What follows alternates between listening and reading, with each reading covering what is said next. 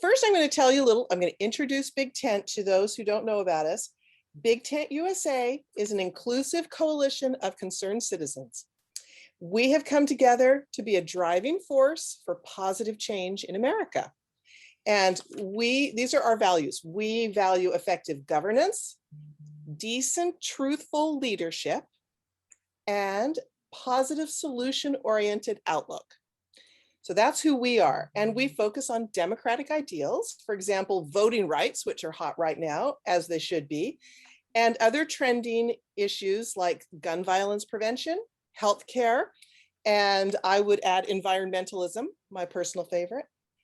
And then our Big Tent community relies on us to be their go-to source for carefully curated content and training. So we have these speeches, we have these talks, we have these gatherings where we can talk to each other and support each other in the very good works that we're doing.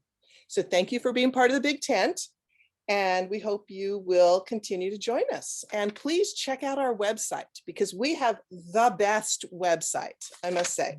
And there's so many wonderful talks and things that you should take note of. So go to bigtentusa.org and check us out. But I will tell you what the upcoming events are.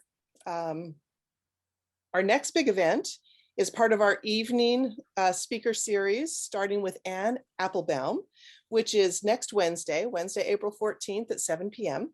So you can go on the website and find this. There are links here that you can attach, right? They're appearing like magic. Thank you, Vanessa. So Anne Applebaum, and the first 50 people who sign up get her book for free. So sign up today and come to hear Anne Applebaum speak. Her book is Twilight of Democracy. It's about the rise of authoritarianism in America. Excellent. And then on Earth Day, April 22nd, 7 p.m., we're having Dominique Browning, who is a national leader in fighting for, it's called Mom's Clean Air Force. And it's for to fight against climate pollution. So she's wonderful, and that will be a really great talk. Then the end of the month, Tuesday, April 27th, we have Judd Legume, the founder and author of Popular Information Newsletter, which the chat is magically appearing before you as well. So that's a good one to listen to. It's very popular. And in May, we're going to have iCivics. So come to that as well. Anyway, we always have lots of wonderful things going. And it's wonderful of you all to be here. Thank you. So I'm going to now turn it over to who's introducing our speaker. I am. Kitty. Got it. Thanks, Karen. Yeah. Thank you, everyone, for coming to Big Tent, to our Tent Talk with Shannon Coulter. Shannon is the founder and president of Grab Your Wallet. In 2016, while we were all horrified and spinning like tops when we heard the now infamous Access Hollywood tape of then candidate Donald Trump describing in the crassest of terms what he could do to women because of his fame, Shannon took her outrage and started a movement called #GrabYourWallet. In founding Grab Your Wallet, Shannon wanted to demonstrate the purchasing power of women and provide a productive and peaceful way to combat the Trump administration's demonization of marginalized people. #GrabYourWallet has been viewed over 1 billion times on social media and is credited with pressuring Nordstrom to cut its ties with the Trump brand.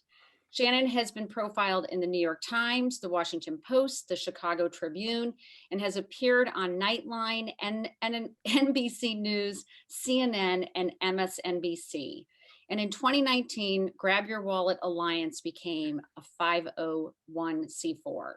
So without further ado, I want to pass it along to Shannon Coulter, and I want to remind you to please, please, please put your questions and comments in the chat, and we will have some time to talk to Shannon once we've heard from her. So thank you so much, Shannon. Thank you so much for having me. I just want to take a moment to thank all the women of Big Tent for inviting me to be here today. What a great group. It's really fun to talk to you. It's kind of a cool overcast morning here in the Pacific Northwest, and it's just lovely to be able to raise my head up from my work, which involves a lot of data lately, and have some contact with other people. So thank you for having me. I'm going to go ahead and share my screen with you, and just let me know when you can see it.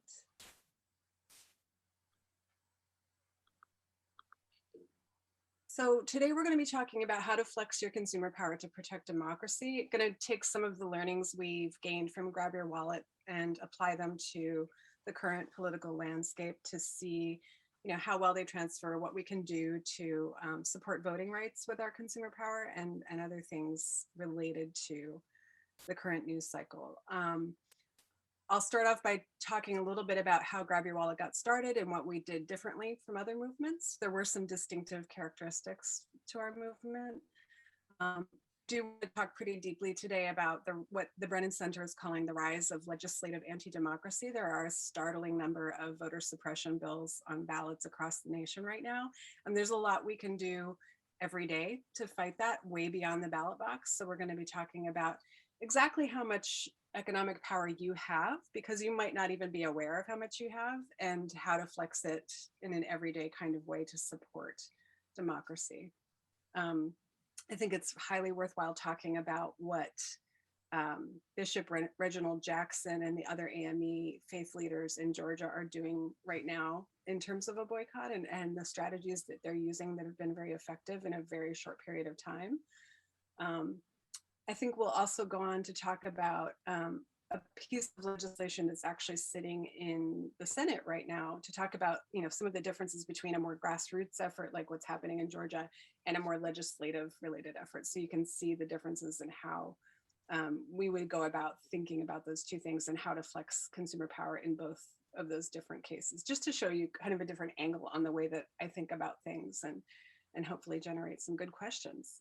And the Q&A part of it is my favorite part of it. I really encourage any kind of question you have about this today. I love talking about this work, and I love hearing what questions are on your mind. So robust conversation is encouraged. How we got started. So in early October 2016, like a lot of other women, I was thinking about the Access Hollywood tape and what I had just heard from a prospective president. And I started to just notice how much the Trump brand was carried by major retailers in the country. There were a number of them at the time, dozens of them actually. And I started to express concern to those retailers on Twitter. I wasn't very active on Twitter at the time. And my concern was just that what was happening, if you remember at the time, the Trump campaign was going from campaign stop to campaign stop. Ivanka Trump was passionately, campaigning for her dad at the time.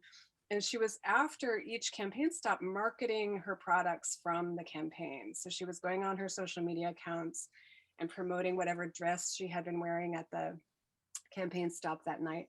And this was a campaign that was routinely demonizing immigrants. The Access Hollywood tape gave us a prime example of the misogyny of the Trump campaign. There were a lot of communities that were being demonized by this campaign, and the effect that had in, what I was seeing was that meant that major publicly traded retailers in the United States, like Nordstrom, where I shop regularly, were monetizing hate. They were monetizing the racism and the xenophobia and the misogyny of the Trump campaign, quite literally, in a very one-to-one campaign stop kind of way. So I started to express concern to those retailers about that. There was a lot of response and energy to this tweet. And so I thought maybe that energy indicated I maybe should, create a more formal organized effort. So I did that, and I created the Grab Your Wallet boycott list. This was a list of companies that had financial ties to the Trump family. Now, the boycott has officially been sunsetted. It was active for exactly 1,489 days. And we were able to get over 70 companies off of the boycott list. And I'll talk a little bit more about that in a bit. But one of the defining things about our boycott, you see a lot about boycotts out there on social media and in the news cycle these days. And one of the defining things about our boycott that I was very clear about from the beginning was we're going to give every company on the list a way to get off of the list. So for retailers, that meant dropping Trump products.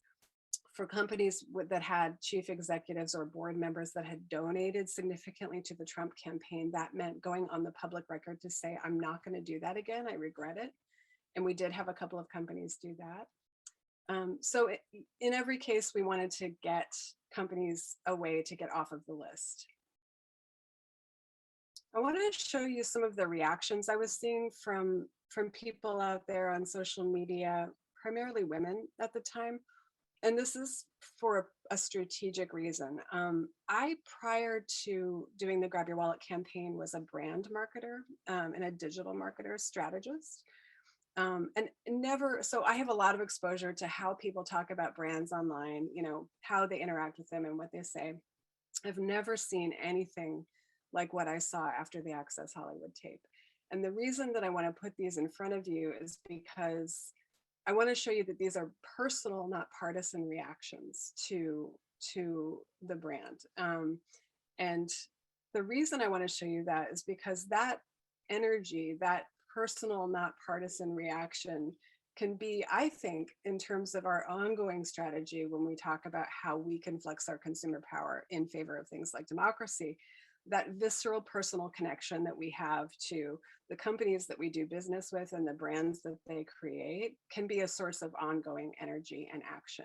If you asked somebody in Ohio what the name of their state legislator was, you know, they might not know that name as well as they know some of the brand names that they interact with on a daily basis. And when you let brands into your home and you do business with companies and you give them your hard-earned money for that product or service, that creates an emotional bond. So for a lot of women, encountering the Trump brand name in the wake of the Access Hollywood tapes in retail environments where a lot of them go to relax was really jarring. So here's just a couple of the reactions that I saw. Literally flinched when I touched an Ivanka Trump item. This was a very common response. Hissed at the TV. It was like grabbing a spider when I saw the name. I picked up a pair of shoes while shopping and dropped them as if they were on fire. Just seeing the name gives me chest pains. We have a couple of women talked about how seeing the Trump name in retail environments invoked memories of sexual assault. Triggers the past. Sexual abuse memories when I see it now. So you can see these personal visceral reactions. When I saw these, I knew that there was something that we had to do that was just above and beyond tweeting. We had to organize a boycott.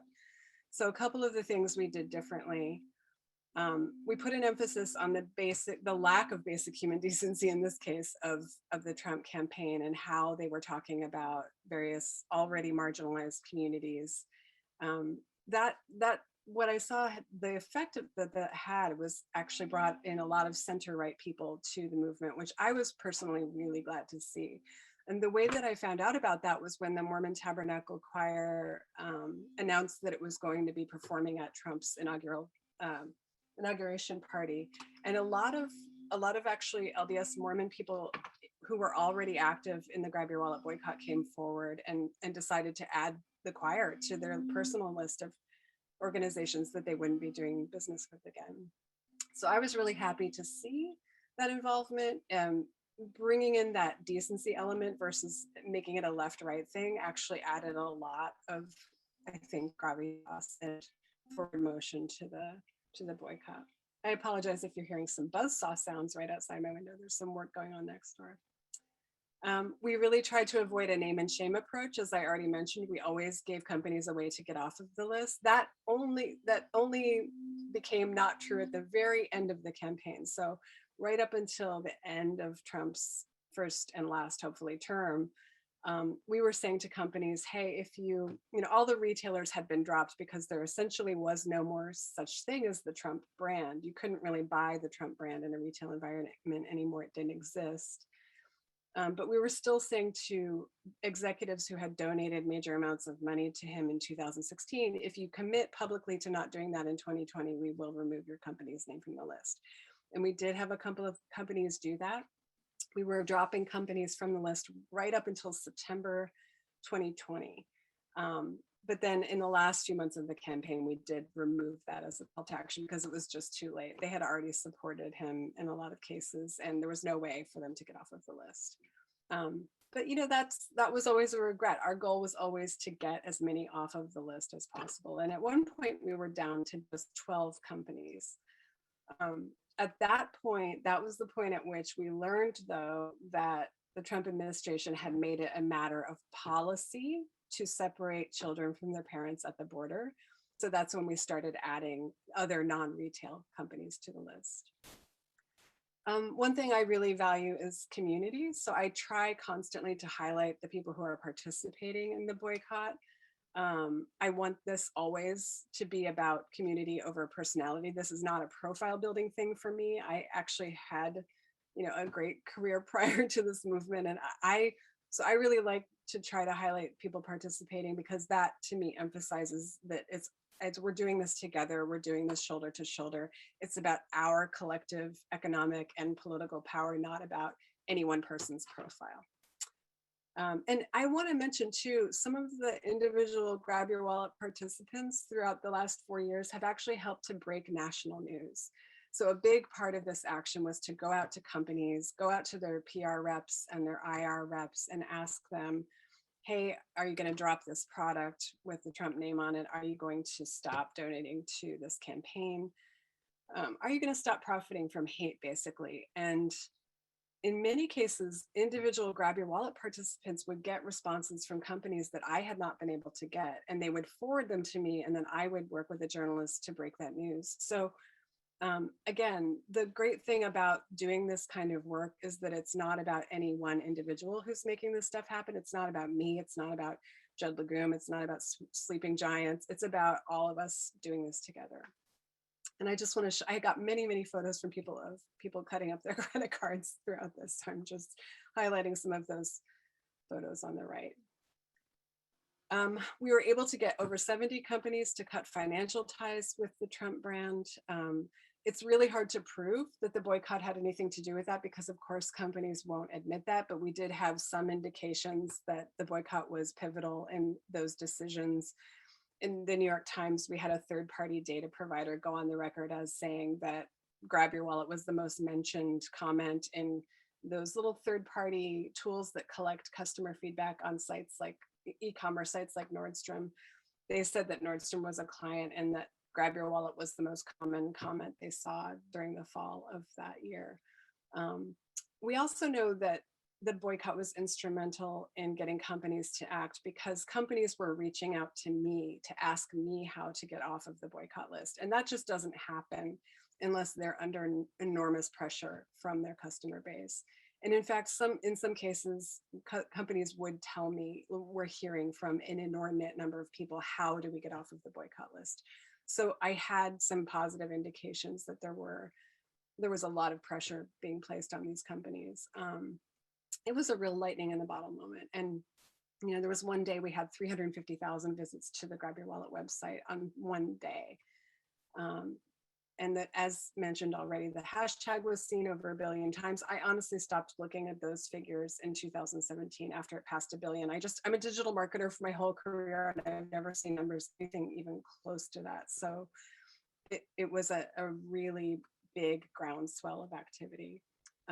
We were very fortunate to be covered by a number of national and international media outlets. To this day, even as a social media sort of fan and longtime early adopter of social media, I will tell you, press coverage is still the biggest lever for getting companies to make changes.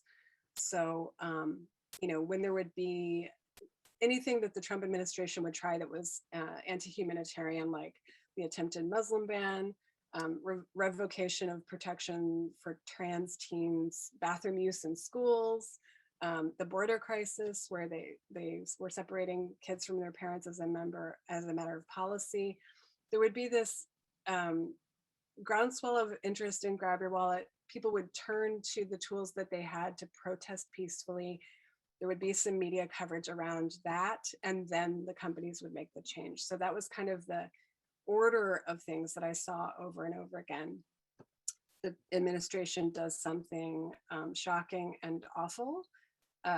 People turn to peaceful tools to protest, press coverage, company makes a change. So that was kind of the way that played out over and over and over again. One of the things I'm most proud of is that the Grab Your Wallet community and movement has been credited a bunch of times with participating in a larger trend toward corporate transparency. Companies have to be more visible and out in front of social issues these days and be more transparent in general. And that's a trend that I want to help continue. I'm really, really proud of that work. I think companies should be transparent with us about their, political activities and affiliations and how they're making money and who they're doing business with. A couple of the key takeaways from all of this are relationships with companies, again, can sometimes feel more immediate and personal than our relationships with politicians. I think that's a source of political energy and power. Sometimes you will hear people, on this side of the political fence talk about how we shouldn't discuss ourselves as consumers. We shouldn't really focus on our consumer power because that emphasizes the consumer aspects of capitalism. I would tend to disagree. I'm a big fan of a blended economic model of capitalism and socialism, but I do think that particularly women, because we have consumer power, it's one of the few areas in the world where we really dominate. 85% of the world's consumer decisions are made or influenced by women. I think we are obligated to flex it. And especially if we want things to change, we have a lot of ability and implied obligation to flex it. And I think that the more economic privilege you have, the more obligation you have to flex that power in favor of progress. In a nation where corporations have so much power, the United States is unique in the world that way to some degree. I think it's legitimate and absolutely appropriate for citizens to engage with companies on social issues. Sometimes you'll hear people say, companies don't have any obligation to be involved in these social issues. They have no obligation to comment on things like Black Lives Matter or gun violence. I completely and utterly disagree. Corporations are part of communities. They absolutely have an obligation to tell us where they stand on important social issues of the day. And getting them on the record is, wherever they stand is sometimes a very positive first step. It might not be where you want them to be, but once they are on the record, that creates a point from which you can work. So understanding where they stand on social issues is really, really important.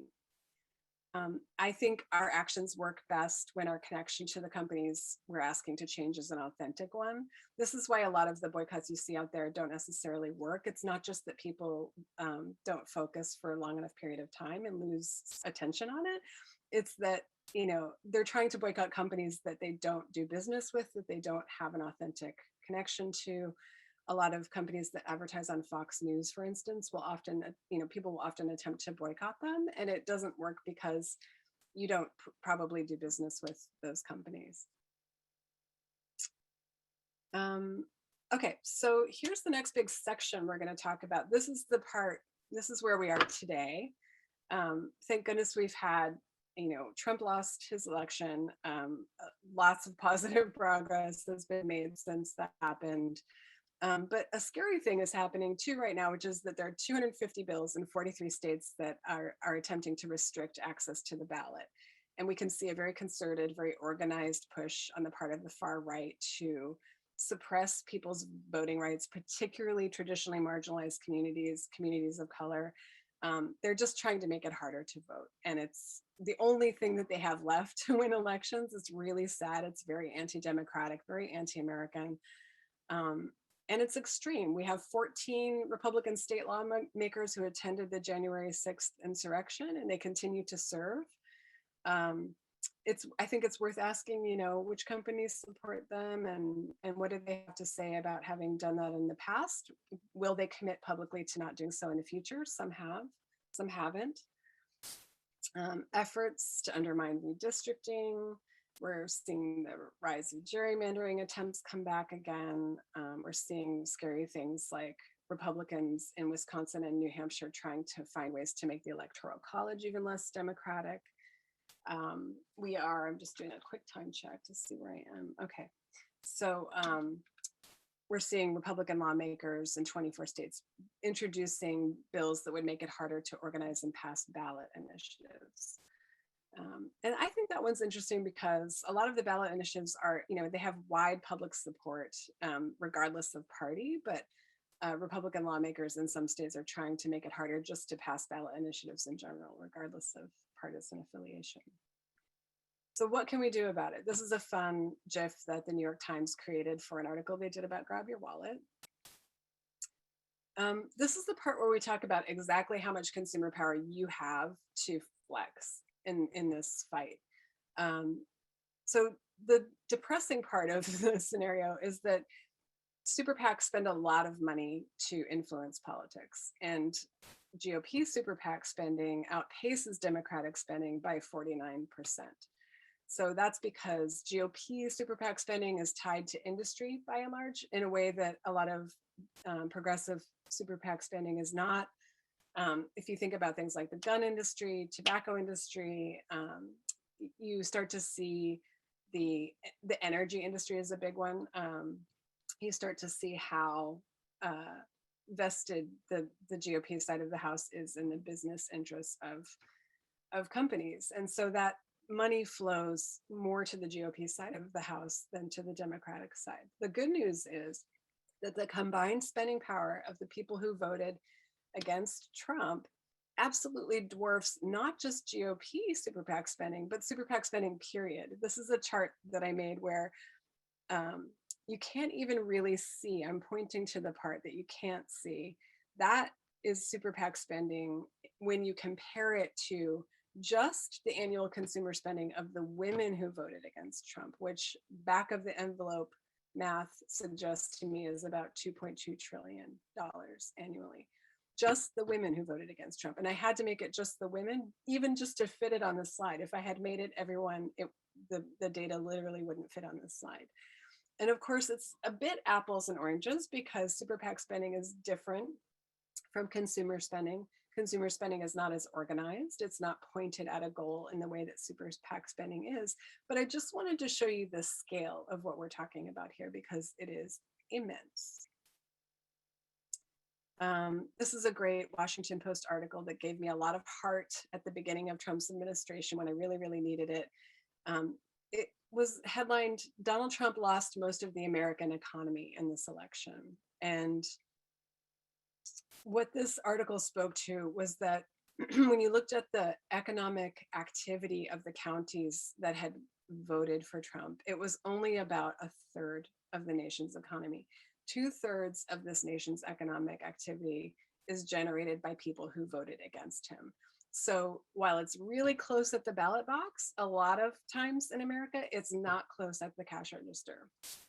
At the cash register, we actually have the ability to push back in a way that we don't have the ability to push back at the ballot box. It's just a different landscape. So the argument there is let's use the power we have to vote with our wallets every day, or at least as close to every day as possible. These are some really simple, I hope helpful takeaways in terms of what I've seen work versus what hasn't worked in this work so far. Principle number one, simply asking a question of a company is powerful in of itself. You don't have to editorialize, even if you don't have a lot of time and you read about something a company is doing in the news that you don't like, or you want to ask a company, hey, why did your PAC support a politician that just voted to overturn election results? Just asking a company is incredibly powerful. Companies respond to eyeballs. So the more eyes there are on something, the more they feel like they have to go on the record and respond. So even without editorializing, if a bunch of people are asking them that question, they know it's going to be important for them to actually take a stand on that issue at some point. And the more people do that, the more likely that is to happen. And you never know who the person is that's actually going to get that first response. So it's really kind of exciting, I think, when people are reaching out to companies to ask those questions. With voter suppression bills, in the big employers in those states are going to be pivotal over the next year. They're going to get asked a lot by people, what is your company doing to oppose this? And that's what the AME leaders in Georgia are asking right now. Why didn't you oppose this legislation? You had very big, lofty Black Lives Matter statements a year ago when the protests were at their peak. Where is that commitment now? What have you done? And what we need to do with big employers in the states where those bills are happening is do it before the legislation gets passed, right? What is your company doing to oppose this? And if you remember, when you're asking that question, politicians love to invoke the biggest employers in their states, right? They love to talk about job creation. So, if it's valid to talk about companies when they're trying to get elected, it's valid to talk about companies when they're trying to get voter suppression bills passed. You're hearing from a lot of the former, Mitch McConnell yesterday in the news cycle talking about how companies really need to back down. There's complaining about corporations expressing their viewpoints on voter suppression bills, which made me laugh, because when the money is speech people start to complain about what corporations are saying, you've made some progress. It's really, really positive that companies are weighing in. Companies are, I think, fearing backlash less. They're taking a stand. They have to be encouraged to continue to do that, especially the big employers, because big employers in these states are definitely active in local and regional and state politics and federal politics. We absolutely have to remind them that you're a part of this community. You made a commitment probably at the height of the BLM movement, like a lot of companies did. So let's talk about the difference between your talk and your walk. Who are you giving money to? Are you going to do it again? Principle number 2, define success by the actions you want companies to take versus the stands you want it to make. Now, this is a little bit of a tricky one because it can change from scenario to scenario. I think with the voter suppression bills, it is important for companies to take a stand on democracy. I don't think that's a big ask. Companies should not find that a controversial stand to take. But there are a lot of times in which the action is what you want to focus on a little bit more. So with Grab Your Wallet, for instance, if we had asked companies to say why they were dropping Trump products, we probably only would have gotten a couple to do it. Because we didn't make them say why. We just asked them to drop the product. We didn't care why they were dropping the product. We actually were able to rack up over 70 companies. And there are other examples we can talk about when that makes sense, but typically it's going to be easier to get a company to take action than to admit why it took that action, if that makes sense. Again, I think with some of the voter suppression stuff, that's a very different scenario. A corresponding action that goes with that principle, if you're emailing if you're emailing companies about their corporate PACs activities and you're saying, hey, your corporate PAC gave money to that ballot restricting politician in the past, all you have to do is ask them, are you going to do that again? Because it doesn't matter, if the goal is to get them to not give money to anti-democracy politicians, it doesn't matter why they don't, right? The most important thing is, are you going to do that again? And you can even just watch their political activity on Open Secrets to make sure they don't do it again. You can actually sometimes see companies taking actions or not taking actions without ever responding to you. But asking them that question is the most important thing. Companies pay a lot of attention to what their competitors do. This is a very underutilized strategy, I think a really effective one. So at the beginning of the Grab Your Wallet boycott, because I know how big companies work, I knew it probably would not be a big company that dropped Trump products first. I knew it would probably be what's called a challenger brand. And the reason I knew that is because for challenger brands, there's more of a vested interest there for them to take risky actions than there is for a big player. Big boats turn very slowly, we know that. So with a challenger brand, they had the ability to possibly capture more market share by taking that risk and using their voices in a little bit more of an edgy way. And true to form, it was a challenger brand that was the first company to drop Trump products. And once their competitors do something, bigger companies know they are under more pressure to do it too. So every time you can get a small to medium-sized company to make a change, you put pressure on the bigger players up at the top to make that same change. So if you're not getting traction with big companies to start with their competitors, because companies pay a lot of attention to what they do.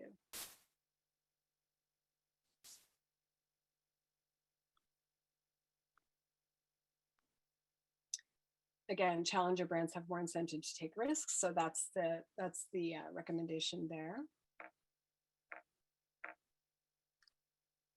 Sorry, my slide is not advancing for some reason. Here we go. Okay, so principle number 4, and then we're going to get into Georgia in a second. We're giving individual people we're contacting reasons to keep going back to their bosses. What this means is that a lot of the people that I worked with in corporate America were marketing and communications people. And those are two areas of corporate life that are unusually dominated by women. So I kind of would go in assuming that I had some allies with me who were probably agreeing with me with the thing that I was asking for, and giving them a reason to take the issue to the C-suite, to the CEOs and the decision makers at the company, and say, hey, we're hearing from this group of people. You know, if there was a story in the news cycle that Trump had called, America's war heroes losers and suckers, I would go back to them and say, hey, did you see this article, this outrageous thing that Trump did? Is your company going to continue to carry his products? Is your CEO going to continue to give him money? Use the news cycle to go back to the people you're contacting and ask them, hey, did you see this? Because they might not have, and it can put additional pressure on a company. Again, you never know what's going to be that moment that they decide to go on the record and make a statement. Putting news back in front of people. And I'll talk about a few other examples of this in a moment. So another few things we learned, we already talked about how authenticity matters. Start where you have a genuine relationship with the company. If you're looking at a list of dozens of companies that have supported anti-democracy politicians and you feel overwhelmed, start with the ones where you have a genuine relationship, where somebody in your family has a job, or you've done a lot of business in the past, or it's a big employer in your state. Start where you have an authentic connection to that company, because that's what's going to resonate with that company the most. Most movement is good movement. We learned this with Grab Your Wallet. So all throughout the campaign, we had things happen like Ivanka Trump went on Good Morning America and talked about why people should continue to buy her brand. Kellyanne Conway told people to buy Ivanka's stuff. All of that ultimately was positive for us because it indicated to us that they were feeling the heat, that they were feeling the pressure.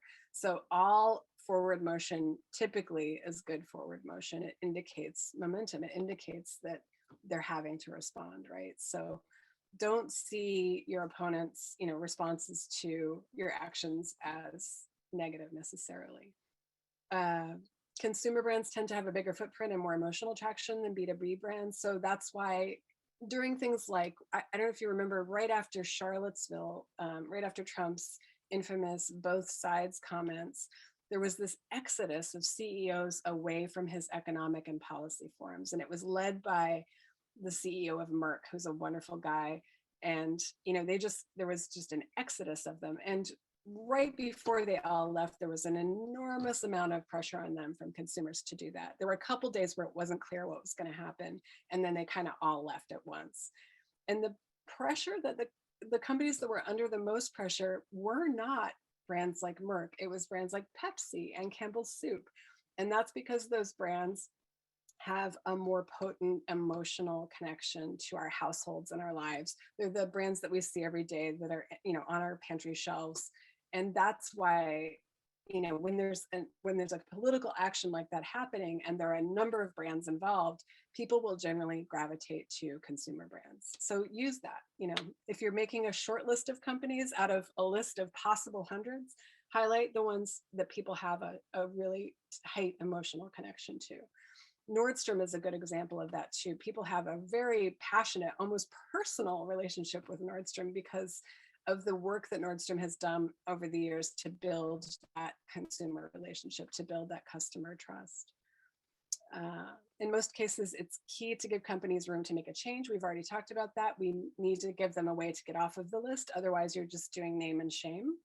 It doesn't really matter why a company makes a change in most cases, only that they do. Corporations are very conservative about, what they will and won't say about their stands. So we need to give them room to move. This slide, I'm actually not going to talk too deeply about this slide. This is just to show you different, if your goal is to X, then your action might be to Y. It's just to show you that this kind of work doesn't mean a cookie cutter approach. It really depends on what your goal is, how you shape the call to action. And in my opinion, it's best to have a call to action to citizens at large, to people, and also to the corporation, because that helps create movement. Okay, so Georgia, let's check the time. What are we doing? I know we wanted to leave the last 15 minutes for questions and answers, correct? So I will talk about Georgia and then I'll briefly touch on the next case study, but then we'll leave the rest for questions and answers. So for Georgia, the big challenge with Georgia is that the voter suppression law has already passed, right? So what can consumer actions accomplish after that? Why are AME church leaders in Georgia organizing a boycott? The answer is that it matters a lot that they're doing that, because with all of the legislation that's on the docks in the United States right now, the way that companies and especially big employers in Georgia respond, the stakes are really high for how they respond and what they do. Bishop Reginald Jackson rightly pointed out that Coca-Cola in particular had made, big lofty statements about Black Lives Matter protests when they were at their peak last year. And not just Coca-Cola, the company, it was the CEO of Coca-Cola who wrote a long, long statement about how they stand with those seeking justice. And Bishop Reginald Jackson said, hey, then why didn't you oppose this law? You didn't do anything substantive to oppose this law. Coca-Cola, Delta, Home Depot, whenever they talked about the legislation, it was in very, very safe, couched terms, which basically meant they weren't trying to anger racists, which really is not okay. So Bishop Reginald Jackson and dozens of other Georgia faith leaders called for a boycott of those three big consumer brands, big Georgia employers. They kept the list tight. They kept it focused on consumer brands. Black faith leaders in the United States of America have basically taught us everything we know about economic resistance. So I really encourage you to follow their lead on a lot of this stuff. We have a lot of, figures out there in social media land who claim to be leaders in this work. I think that we can learn the most from following people like Bishop Reginald Jackson and the people in Georgia who organized this boycott. And you can see they immediately got action on this. They immediately got results. Coca-Cola and Delta condemned the law in strongest possible terms. An all-star game was moved out of Atlanta, which is causing consternation among a lot of right-wing folks there.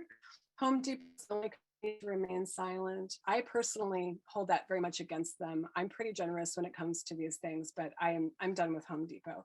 Home Depot is a company I've actually pointed out to people. The founder of Home Depot actually gets in trouble routinely in the news cycle for saying crazy things. And I'm constantly pointing out to people that he's no longer involved with the company. I'm not going to do that anymore. Home Depot's kind of, I'm done with Home Depot forever. This is just a snapshot of some of the Georgia lawmakers who have announced that they're removing Coca-Cola now from their political offices in Georgia. And I just wanted to show you what the optics of this were yesterday. So this is one of those cases where any movement is good movement, because they thought they were really making a big move by announcing they weren't going to have Coke in their offices anymore. And really the optics ended up being very bad for them. And you can see why. It's pretty obvious. And then the FAIR Act, I'll just briefly touch on here. And I really, we can talk about Georgia as much as you want, because I find that particular situation fascinating, and I think it's going to be very influential on the rest of the laws that we see come to vote in other states.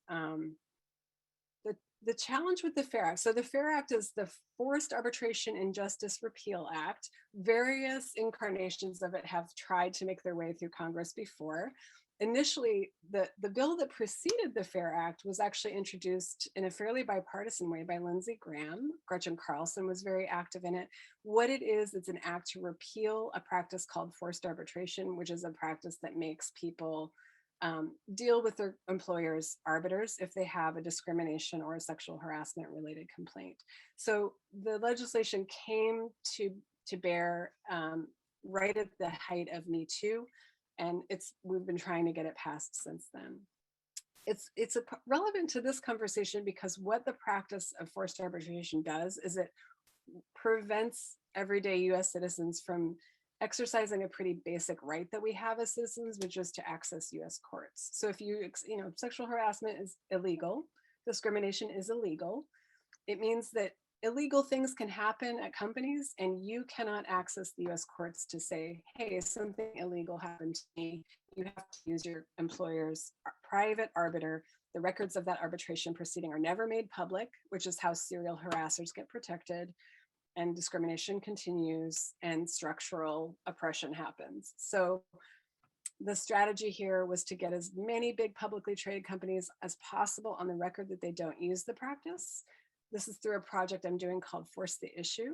And so far we have about 400 companies on the record as not using the practice. And prior to that effort, only a handful of companies were on the record. So even just getting companies on the record that they're not using the practice, again, I'm going a little bit into the strategy here. That's what we're trying to do. It doesn't matter to us when they dropped the practice. If you can see the screen up here, we're actually saying that their status is definitely has ended or never used the practice. So we're giving them kind of an out. We're saying, we don't care when you drop this practice. We don't care why. We just want to know that you did. So that's why 400 companies have said to us, yes, we are in that category. And the fact that if we had made them say when or why they dropped the practice, we'd probably only have a couple dozen companies on the record. Instead, we have 400. And that's moving the story forward. It really, really helped. This is the last thing I'll say about Force the Issue. It really, really helped that 40 plus institutional investor groups got involved, and they wrote a statement of support for ending the practice. Those institutional investors represent $54 billion worth of assets. And I'll tell you, as somebody who reaches out to companies regularly, when you have $54 billion worth of assets behind your request for information, you get a response a lot faster than if you don't. So if anybody here is involved in investing and hasn't yet gotten involved with some of these institutional investor groups, I highly recommend it, because institutional investors are doing some of the most important and underreported work on getting companies to evolve in equitable, respectful directions.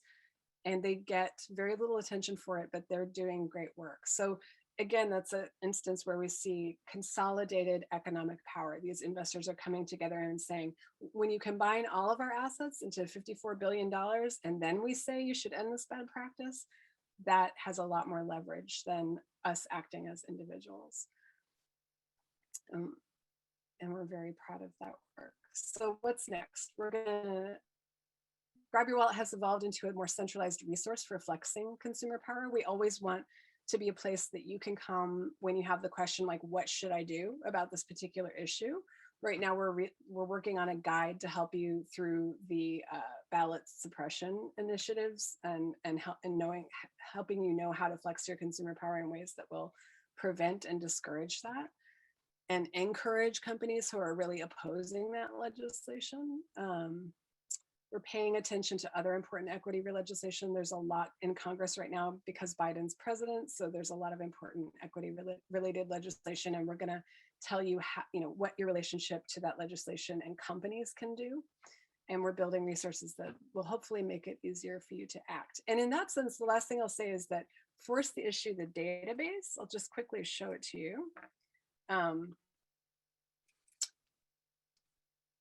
It's actually a really helpful resource for this work in general, even if you don't care about the issue of forced arbitration at all. If you're ever wondering how to connect to companies, I've found myself using the Force the Issue database quite a bit, just to look up the names of legislators, to look up the name of corporate PR contacts when I'm reaching out about ballot suppression initiatives. So this is the Force the Issue database, and it has over 3,500 companies in it, and you can look up individual companies. And typically in the company record here, you'll have a media contact or an investor relation contact. So, with 3,500 publicly traded companies in the database, that's most companies in the US, most big companies that you would recognize. And here you can see the number of companies we've gotten on the record about not using the practice. This is the number of employees impacted. So that's it. And I think at this point, I will stop running my mouth and I will turn it over to you guys. If you have any questions, I would love to hear them and to talk to you. Oh, great. Shannon, that was amazing. I have like 5 pages of notes, and there are a lot of questions in the chat. Before we get to the Q&A, and I do want to say that you gave us such good information, that we're getting very close to 1 o'clock. I hope that people will stay on I'm to so do a sorry. little I Q&A talked with you. too No, no, long. no, no, we needed to hear it, and it was really, really important. And of course, we are all very focused on Georgia right now, but knowing that, there are a lot more state legislatures trying to do very similar things. So I think the deep dive into just the impact that we can have as consumers and also what's going on in Georgia leads me to, I just want to introduce Representative Cannon, who joined our call while you were talking, Shannon. And I hope that everyone will stay on. I do want to do a few Q&As with you, Shannon, just so I touch base on some really important points that people brought up. And then if it's okay, I hope Representative Cannon will speak to us briefly just about what's going on. We're going to put a GoFundMe link in the chat, and so we can help her in her legal fight. So I hope people will stay on a little bit after 1 o'clock. And again, thank you, Shannon, for giving us so much to chew on. There was a lot of questions, and you did answer a lot of it, around the idea that there is this real push on cancel culture. And the idea that you've really given us is that, if you make it so we're not naming and shaming, but really asking them to change behavior, these corporations to change behavior, it seems to be able to kind of cross a partisan line. Is that what we're hearing? Is that right? I think you'll hear a lot of complaints about cancel culture from people who will turn around and call for some of the same things. We saw that Trump called for a boycott of some of the same companies after they took a stand against voter suppression. We saw that those Georgia legislators announced that they were removing Coke from their offices. We see all kinds of behavior that could be defined as cancel culture. I define it simply as a national conversation that we're having about corporate role in voter suppression at this point. So I think it's a little bit of a played out, tired phrase that gets invoked in mostly hypocritical ways. Okay. And then can you just give us some very specific, people really want to know who they contact, where they go to find who they contact. I know you just showed us a great resource, but just how do we actually initiate this kind of conversation with corporations, with companies we use? How do we get going on it? With so many bills in play, as you can imagine, the list of companies is quite long. So what we're doing right now is we're strategically putting together a short list of companies that people can focus on and recommendations for, there will be always a small percentage of people who are willing to do the whole list of contacting companies, but we're gonna say, okay, if we only contact 10 companies right now, what would they be? I recommend signing up for our ongoing newsletters on grabyourwallet.org, and we will have those resources for you shortly. I do think it is like some resources have published lists of what companies have done in the past in terms of their political donations. Like this company gave money to a guy who voted to overturn election results, or this company gave money to a candidate that voted for voter suppression in Georgia.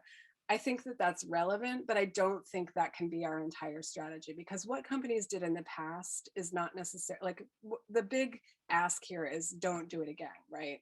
And we're not in a giving season right now. So the emphasis strategically, I think, has to be on preventing them from giving to these anti-democratic candidates and politicians for the next election cycle. So that's what the strategy is going to be. Okay, great. So I hope everyone heard that. So Shannon's website is going to have a lot of good resources for us. And do we start off as, we don't have clout, they don't know who we are. Like if I, email the PR person, I'm emailing PR, is that right? When I do that?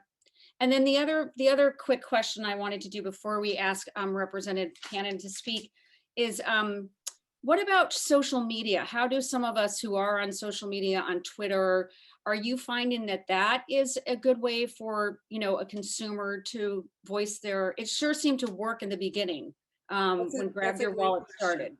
Yeah, that's a great question. Our ask of people was always to email first, Okay. because I will tell you, as somebody who used to lead teams of people who did social media for big publicly traded companies, the executives at those companies often do not look at what people are saying on social media. They will often look at high level sentiment figures, like percent positive comments, percent negative comments, and that is the extent of their interest in social media, believe it or not. This is less true at consumer brands. Consumer brands tend to pay more attention and be better about social media than a lot of publicly traded companies, but the vast majority of them couldn't be bothered. So an email to an official spokesperson of the company can be forwarded to an executive in a way that social media it's harder to do. So social media is great, definitely do it, but do it after you email the company. Okay, great. That's so helpful. I know we're getting very close to the hour. So I'm Big Ten is so excited to welcome Representative Cannon, who joined our call.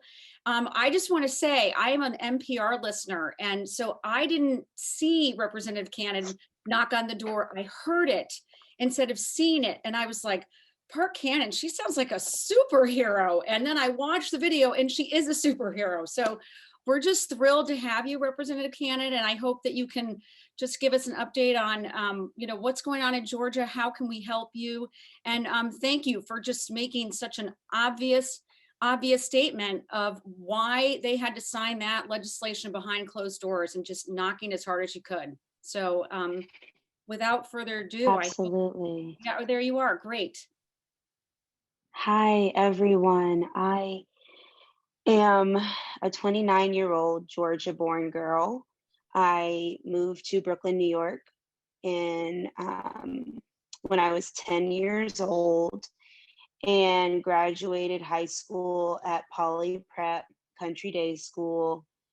So the idea of a Southern person who has a cosmopolitan and global appreciation is really who I am at my core. I spent summers in Vermont with the Aloha Foundation as a camper and as a counselor and as an office person, and recruited other family members to vacation, to get away, to really understand that there's beauty in the outdoors, and became close with Martin Luther King Jr.'s family. Their daughter Yolanda is at this time still going to the camps. And as an Atlanta family, we are finding ourselves in a new moment.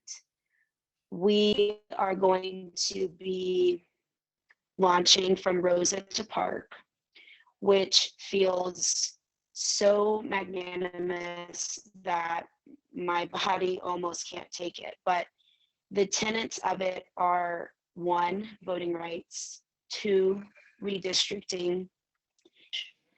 So as it relates to voting rights, I think people around the world have now heard my knock, and people who knew me knew that I was working against this specific piece of legislation from the very beginning.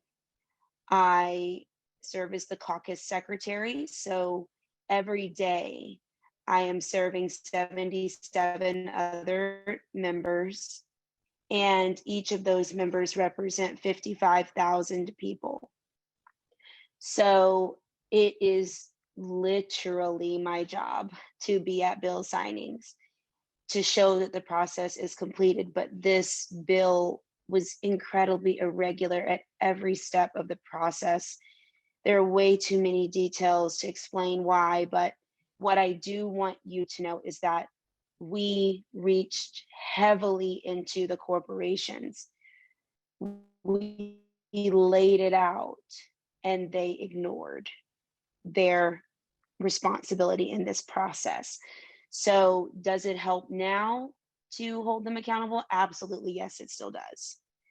Because we're starting from the place of there was an intentional ignorance that took place until the bill was signed. The second part is redistricting, which I did put a link in the chat to an article that I think spells it out really well, and it helps give names to the key players right now in the redistricting process. One of the last Republicans in the Metro Atlanta area is the redistricting chair, Representative Bonnie Rich. There are only 10 women in the Georgia Republican Party here. They're outnumbered. I think there would be then 90, maybe 95 men. So the women are intentionally placed as chair people. One of the other women is pro tem, so she's right under the speaker. The other woman is the health chair. The list goes on and on to list those 10 women. But as it relates to the redistricting process, which will take place in about 4 months here in Georgia, once we get the information back from the federal government from the census. Our House districts are set to expand by 4,000 people minimally. So we will each have 9,000 people from 55 at the same time. So because the state of Georgia is a partisan process, the GOP will have the advantage. They have already determined what they want their maps to look like. And so in addition to the corporate accountability campaign that is going on, the voting rights issues, we will need a corporate accountability campaign for the redistricting issues, because these are where the plants are. These are where the companies are coming and opening up their second, first headquarters, etc. So please practice, on this opportunity and keep going forward towards redistricting. The last thing is, as I said, from Rosetta Park approach, we want to be really clear that there are many community members who have been through redistricting before, who have seen these voting rights attempts before, who have watched people count jelly beans. And now to see the resurgence of that, it is absolutely not an exaggeration to call it Jim Crow 2.0. Because it actually covers every aspect of people's lives. So we're hopeful that these are conversations that you think 10 years ago, I was 19, so I didn't know about redistricting, but 10 years ago, many people did. How different is it this time? This will be as small or as big as courthouses being taken out of districts or coffee shops being moved across the street. So as much as I can be of support to this family, this conversation, this group, I look forward to that. I right now am not healed physically, so we are ramping up. And I know that many of you in this group are very savvy with your abilities to communicate. So know that we'll be savvy over here too, but that it is a state of emergency in Georgia. I thank you so much for having me today. Oh, thank you so much, Representative Cannon. And I'm so sorry that you're still not healed. And but boy, you really you really showed the world just how devious and wrong that piece of legislation was, and how the actions of state leaders were also in that vein. So thank you. We've put Shannon's link in the chat, and we've put the GoFundMe link in the chat to Representative Cannon's account. I love the name From Rosa to Park. And you've given us a lot of things to think about, and a lot of actions to take. So from Big Tent, we will put it all together for you and send it out to you. And I hope everyone signs up for Grab Your Wallet newsletter, because I think that's going to be a great resource for all of us. And I just want to thank everyone for staying on the call a little longer after 1, and thank Shannon so much for giving us so much really important, powerful information as we deal with what's going on in Georgia and think about how we're going to address what's going on around the country. And I want to thank Representative Cannon and her family for joining us too. It really was such a thrill and an honor, and we can't, on behalf of our democracy, I keep saying that to people, but it's true. On behalf of our democracy, thank you for your work. We really value it, and we're in the fight with you for sure. Thank you, everyone. Stay well, and come join Ann Applebaum next week. Sign up and get a free book. Okay. Thanks, everybody.